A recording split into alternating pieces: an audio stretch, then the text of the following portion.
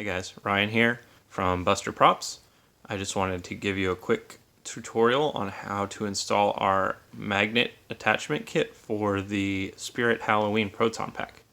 It's very easy. It comes with two parts: the gun track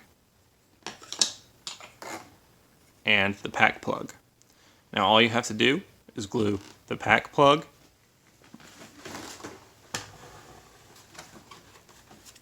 into the pack and glue the gun track onto the thrower like that.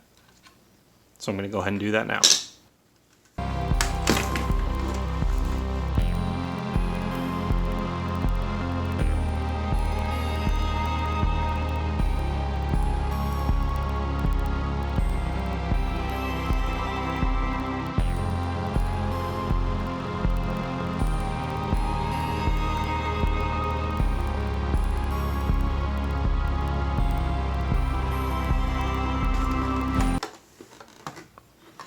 And that's it.